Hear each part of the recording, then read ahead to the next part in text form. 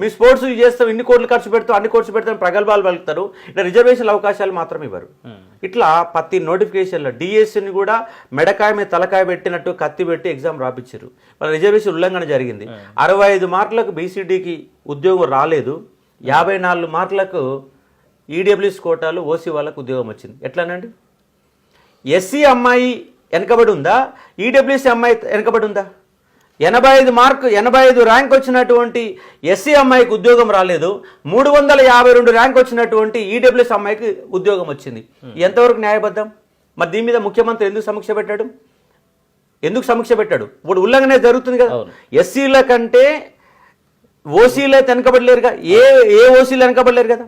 మరి 85 rank SC అమ్మాయికి ఉద్యోగం రానప్పుడు 352 ఈడబ్ల్యూఎస్కి ఎట్లా ఉద్యోగం ఇచ్చారు మీరు? డిఎస్సిలో ఉల్లంఘన జరుగుతుంది కదా. ఇవాళ ఎస్సీ వర్గీకరణ కోసం కమిషన్ ఏర్పాటు చేశారు. మరి ఈడబ్ల్యూసీ అనే ఉద్యోగాలు ఇచ్చేటప్పుడు, ఈడబ్ల్యూసీ రిజర్వేషన్ అమలు చేసేటప్పుడు ఒక కమిటీ కానీ, ఒక కమిషన్ కానీ, దానికి సంబంధించి ఒక నిపుణుల బృందం కానీ ఏర్పాటు చేశారా? ఏది ఏర్పాటు చేయకుండానే ఈడబ్ల్యూసీ రిజర్వేషన్ అమలు చేస్తారు. వాళ్ళు ఎస్సీ వర్గీకరణ చేయాలన్నా, బీసీలకు జనాభా నిష్పత్తి లెక్కలు తీయాలన్నా మళ్ళీ కమిటీలు కావాలి, దాన్ని కాలయాపన చేయడానికి లెక్కలు కావాలా? ఇవన్నీ మిడతమై ఉన్నాయి.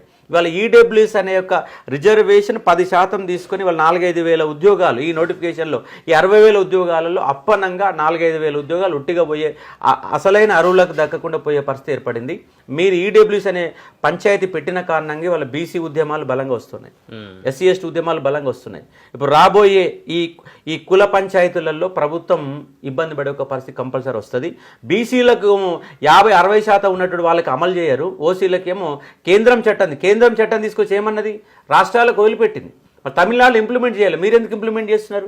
మీరు దానిపై ఎందుకు సమీక్ష చెప్పారు?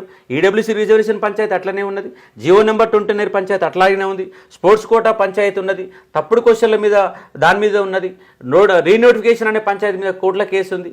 ఏ ఒక్క దాంట్లో అడ్డం పడినా ఇలా విద్యార్థులు, తెలంగాణలో చైతన్యవంతమైన విద్యార్థులు వాళ్ళు హైకోర్టులో కేసు వేసారు, సింగిల్ బెంచ్ పోయింది, డివిజన్ బెంచ్ పోయారు, డివిజన్ బెంచ్ కాదంటది సుప్రీంకోర్టు పోతుంది.